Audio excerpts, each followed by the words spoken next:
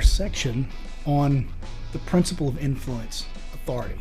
Now, before we get into it, I want to remind everyone that if you're interested in some of these case studies that I'm mentioning, I am going to have every single one of them as files that you can download later, and we're even going to pick a few of them, maybe one or two for each one of the principles of influence, and I'll have a section at the end of this, at the end of these videos that isn't necessarily something you have to do, but if you're interested in it like I am, it hopefully will, be interesting to you. We'll also cover some tips later on about how to build influence workflows in your office, and how to stack the principles of influence to get the greatest possible outcome. So before that though, influence. I don't know if everyone here studied psychology. I had to in my undergrad. And the Milgram studies were one of the most awful and horrible things that we read about, because it really spoke, like I said in the last section, about social proof and the dark side of humanity. To me, the Milgram studies really spoke to the dark side of humanity. They were actually done to see how people could be psychologically conditioned to do the things that were done during the Holocaust, if that gives you an idea of how dark this is. So Stanley Milgram was a Yale professor, and what he did is he created an experimental environment where he was supposed to be the head scientist, and he had underling researchers. All of them wore white coats with a little name tag on them, and it said that they were, an assistant professor or what have you. And there was a learner. Now, the learner was in a separate room, separated from the actual experimentee. Now, the experimentee thought they were just being hired as part of the experiment, but not being experimented on. They thought that the person in the room across the glass from them was being experimented on.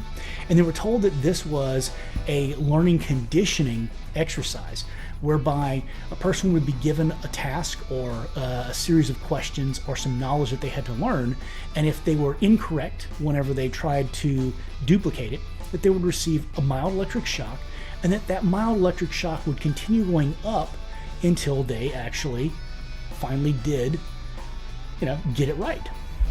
And so you can see, if you're familiar with any of the other types of sociological experiments, for instance, the prison guard inmate experiment that was done, that this is rife with opportunity for people to overuse their authority.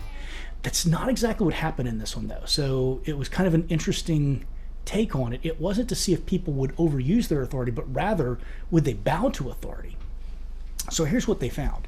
Whenever the experimentees were told to administer shocks of over 450 volts, 65% of them complied, even though they had gone into this knowing that that would be a fatal dose of electricity. 65% of people went through with a 450 volt shock. Now, 250 volts at anything greater than 0.8 amps is fatal. So the scary part is 100% of the experimentees went through with a 300 volt shock. Now, most of them at some point questioned the experiment, but none of them stopped. And none of them went into the room to check on the other person who was who they thought was the experimentee when they slumped over in the desk. So the Milgram studies, you see evidence that strong pressures of compliance with requests from authority, acting contrary to their own preferences, that many normal, psychologically healthy individuals will be willing to deliver dangerous levels of pain unto death to another person because they were directed to do so by an authority figure. Now, in the Nuremberg trials, we heard a lot of, I was simply following orders. And this is exactly how that happens. It is the principle of influence that is authority. And so it does have a dark side. The strength of the tendency to obey legitimate authorities comes from a systemic socialization that is designed to instill in members of society a perception that such obedience constitutes right and correct behavior. Now, if you think about it, we are conditioned to follow the edicts of emergency personnel, firemen, EMS, police officers without question. If someone says, get out of here, there's going to be an explosion, we don't sit there and question it because the person has a uniform on, right?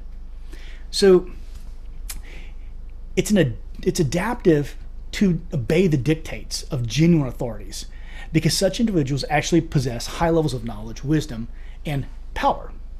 But when reacting to an authority in an automatic fashion, many people have a tendency to do so in response to mere symbols of authority rather than its actual substance. Now, there's three kinds of effective symbols that actually will create authority. One is titles. So you and I, we have a title. We're doctors, right? Two, clothing. Wearing white coats. You hear a lot of times people say, wear white coats whenever you do a consult because it lends you authority. I happen to think scrubs do the same thing, but, it is what it is. And the other thing is the trappings of authority. Anything that makes you look prestigious, automobiles, things like that. Personally, I've written several articles, and I have all of my articles framed on the wall in my reception area and also my consult, because that's where people sit and they most likely are getting bored, and so they're looking around. I also have all of my certificates from training for implants and PRF and everything that I've trained in around the office, so that lends me authority. Now, that's actually an exercise of persuasion, which again is, the second book, which hopefully we'll get to cover. And it basically just sets the scene for the patient to react to my authority and to assume my authority. Authority influence flows from being viewed as either in authority or an authority. Now, the first one of these has its own problems involved in it. And that's because when you're viewed as in authority, it means you're the person who can boss me around and tell me what to do. So people can sometimes react to that with resistance and with downright resentment.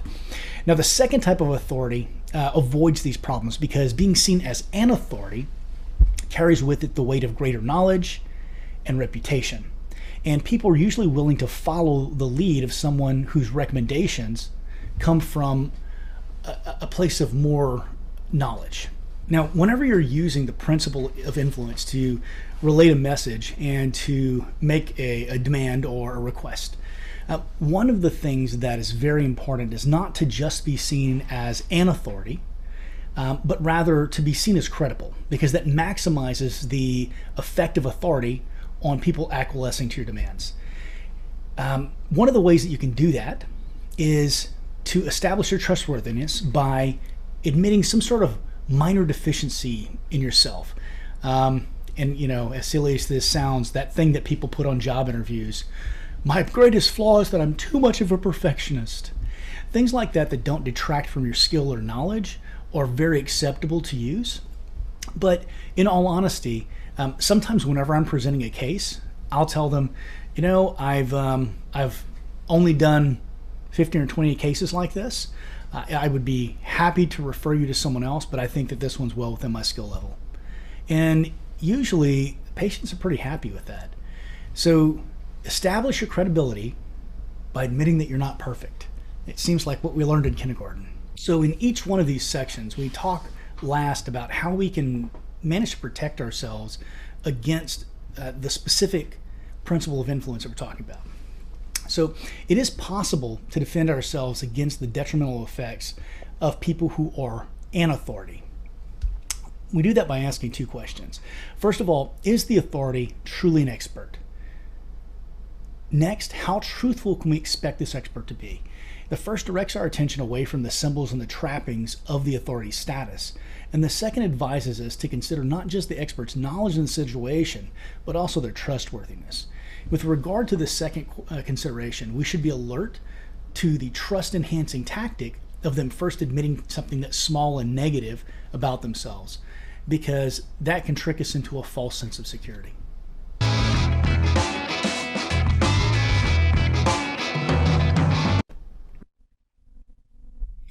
In this segment, we're going to cover scarcity. With the last few years being what they have been, I doubt that anyone here doesn't know what scarcity is. Between toilet paper shortages and mask shortages and glove shortages and, goodness, water shortages, plywood shortages, pipe shortages for those of us here in Texas with the freeze, it's been a hell of a couple of years for scarcity. So, according to the scarcity principle, people assign more value to opportunities that are less available. The use of this principle for profit can be seen in such compliance techniques, sales techniques, as limited number or deadline tactics, particularly those ones you see on Facebook a lot now where they have this countdown, but whenever you click away and you click back, the countdown's at the same place it was the first time. Fake news. Wherein salesmen try to convince us that if we don't act now, we're going to lose something of value. Now, I'm going to cover later on in our sales section Maslow's hierarchy. And in that section, you'll understand that people run away from fear and they run away from pain and they run toward reward. But that reward is a lower psychological need for us than the absence of pain or fear.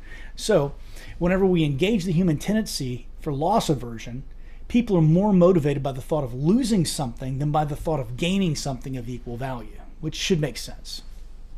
The scarcity principle holds for two reasons. First, because things are difficult to attain, they're typically more valuable. The availability of an item or the experience can serve as a shortcut cue to its quality. That's not always correct, right? Because of loss aversion, we'll be motivated to avoid losing something of high value. Scientists have long recognized a desire within the great majority of individuals to live in a state of consistency. Now, that state of consistency includes our beliefs, our words, our deeds, and it's fed from three very different points. The first is good personal consistency is highly valued by society. Now, what do I mean by good personal consistency? Well, on some level, emotionally, psychologically, consistency is indistinguishable from honesty. And people who are thought to be honest in society, well, let's face it, dishonest people aren't trusted. And so there's definitely a psychosocial ramification here of consistency, and that is that you're thought to be honest, which, if you think about it on a primitive cultural level, would be very, very important, much as it is today. Now, the second thing that this stems from is, aside from the effect on public image, generally consistent conduct provides a beneficial approach to daily life. You know, if you do the same things every single day, let me give you an example. Every single morning I walk out of the house and I do this: pat, pat, pat, pat. Do I have my pen? Do I have my keys? Do I have my wallet? Do I have my phone? So I think probably everyone has similar consistency hang-ups in their morning routine or in the things that you do, just because it makes sure that you don't forget to do anything. And so on a personal level, that's very beneficial. Now, the third place that consistency stems from is a consistency in behavior, or almost living by a code. You think about the code of chivalry, or you think about the code of Bushido, or even just as a dentist, I don't use amalgam. Or if a tooth is 3/4 missing, it's always a crown. We have our little automatic programs that we run, so that when we're faced with the complexity of daily life, we have a little button we can click and we can say, oh, I know the answer to this one. We click that button and off it goes. We run that program, as Cialdini says. So it makes us have to make less decisions throughout the day. And so that's our third thing. So how do we use the principle of commitment and consistency in our practice? Well, actually we kind of already do, but a lot of us just don't think through it consciously and stack the principles of influence on it to make it more effective. And that is in signing a treatment plan. So let me explain. So whenever you're looking to use consistency and commitment as a tool of influence, the most important thing of all is that you get a small initial commitment. Now, it's always better if that small initial commitment is in keeping with the thing that you're going to ask the person to do in the future, whatever your request is in the future. So you have to really kind of be cognizant of that. And so if you're going to be asking a patient to do a crown, well, having them sign their treatment plan and say, yes, I want to do this, well, that's one stage of commitment right there. It's a very small step. So instead of just having them sign, what if you were to put a little note on it and that says, I understand that the doctor is recommending a crown in this tooth, and I want to get this tooth fixed. Okay, so that's a very, very small level of commitment. Okay, so now we've got a small commitment, right? Your patient has said, hey, I want to get this treatment done. I understand that it's your recommendation and I want to do it. Okay, so if we know what her roadblocks are, and we're going to cover that down in our technique section, we can say something to the effect of, well, Joyce, I understand that you want to get this crown done, but I understand that you're on a fixed income, and I understand that you really want to be proactive about this. You don't want to have to fix a bunch of stuff that is broken and painful and costs more money. Is that correct? Fantastic. So if we can get this into a budget that you can afford, can we go ahead and take care of that today? When the patient says yes there, you hand them off. And the way that you hand them off is very important, because this public dissertation of what the patient's just said is super important, super powerful. Hey, Nicole, Miss Joyce Smith here has decided that she wants to get started on this crown, but she's a little bit concerned about finances. She says if we can find a way to make this fit into her budget, that we can get started on it today and we can get her on the road to having a healthier mouth. Joyce, is that correct? Fantastic. Well, if you guys don't mind, I'm going to go ahead and step out and see another patient. Joyce, if you have any questions at all about anything, just let me know. Except finances, Nicole's our financial wizard. She is the expert there. Okay, so what did I do there? The first thing that I did is I reaffirmed the patient's commitment.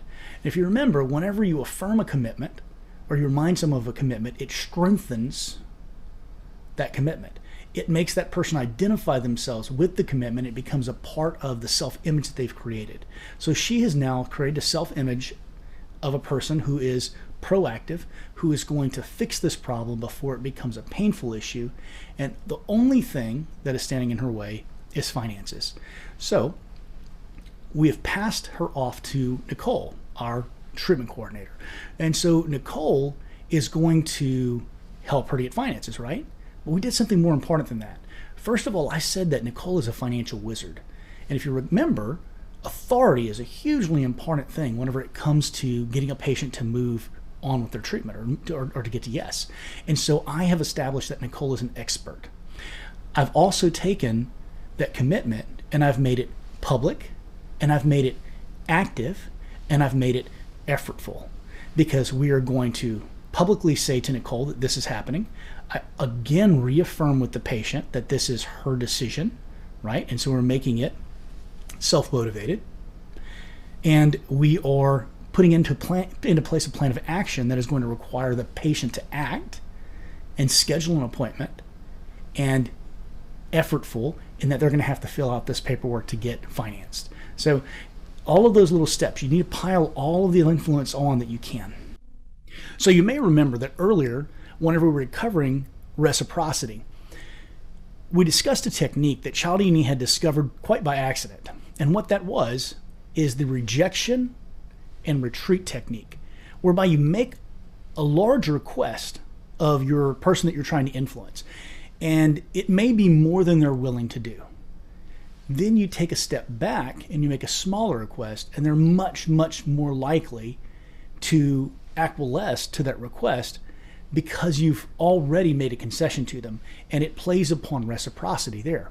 Now, don't forget that that same technique also plays upon the comparison phenomenon, where when the price of one thing appears to be much greater than the next request seems inconsequential in comparison.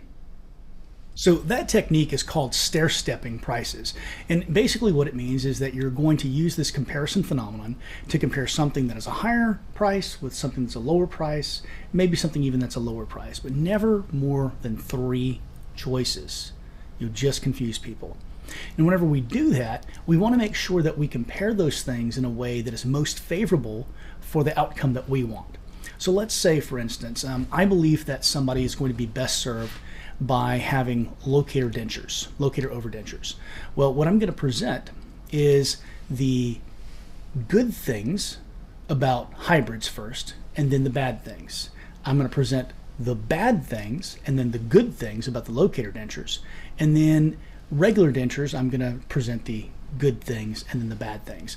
And the reason for that, and this is a phenomenon you may have studied if you've had psychology classes, is that people remember the last sensation or the last experience that they had more powerfully than everything that happened in between, except for the first experience. And so what we're doing is we're really bracketing there. So you want the last thing that they remember to be the good thing about the product that you want them to get, because that is what best fits their budget, their needs, and their desires. So moving back to the consistency part of this conversation, you may remember earlier that we told a story about whenever Cialdini discovered an unforeseen side effect of reciprocity. And that's whenever he was approached by that kid on the street. When the Boy Scout asked Cialdini if he'd buy a $5 raffle ticket, and he said no. Well, he retreated in his request, right? He gave a concession, and that concession was, well, will you buy a $1 ticket instead? If you think about it, this is that same exact technique, but it's in reverse. Hey, would you like a $1 candy bar? Great. I'm so glad that you support the Boy Scouts. Would you consider supporting us even more by buying this $5 raffle ticket? So it's kind of the same thing. Keep that in mind, that these things flow into each other, and there's some ebb and flow, some give and take, depending upon the situation. Now, we talked a little bit in each one of these sections about the dark side of these principles of influence and how they can be used against us and how we can protect ourselves against their influence. So with commitment, one of the things that you need to understand is that it is most readily effective against people who are highly independent, individualistic, and those who are of an older age. So people who are 50 or greater. And one of the statistics I look at is, the 20 or 30 billion dollar industry of scamming people. The Nigerian prince who, if you'll just commit to sending him $1, he will wire $1 million into your account. Well, then the next level of commitment is, oh, well, I have to bribe some official so I can get to the bank because I'm under house arrest. And so if you can wire me $100. Now, the thing is that most of the people who fall for this are people over 50, and they get an email, and they reach a point at which they're kind of digging a hole in sand. It's swallowing them up as they're going down this rabbit hole. So they're embarrassed, and they don't want to admit to anyone, much less themselves, that they've been tricked. And so they continue to follow commitment by commitment by commitment until they've been completely cleaned out. So when you're confronted with a commitment that just for some reason in your gut, you just feel like there's something that's not quite right, back away quickly and confront the person who's asking you to commit. Tell them, look, this is not a commitment I'm willing to make. This is a foolhardy commitment. I don't think this is a smart move, and I'm not going to do it. And commit to yourself that you won't. And that's one way to protect yourself against it. Well, what if you've already made a commitment? You've fallen for this, right? The best thing that you can possibly do, when you get that warning sign, when you get that little feeling in your heart and you're like, there's just something not right about the situation, take a step back and ask yourself, knowing what I know now, if I could go back in time, would I still make this commitment? And if you wouldn't, then don't continue down the path. Guys, I hope this has been of some help. In the next sections, we are going to cover some different studies, case studies, and actual scientific experiments that reinforce the value of the principles of influence or prove how well they work. And we're going to cover a few more techniques on how to use them in the office. I'd really like everyone to be primed to ask questions about how do you deal with a certain circumstance using the principles of influence in our monthly mastermind meeting. So for your homework, I want you to go home. I want you to really think about every single step in your patient's journey from the time they see your front door until the time they walk out of it. And I want you to think about all of the processes and workflows that go into that patient experience. Then we're going to look at those, we're going to dissect them, and we're going to find out how you can turn the dials up of influence. Or if you're not using any of these influence techniques currently, you can throw some really big levers and make some huge change in your practice. I hope that this coverage of the principles of influence has been beneficial to you, and thanks for listening.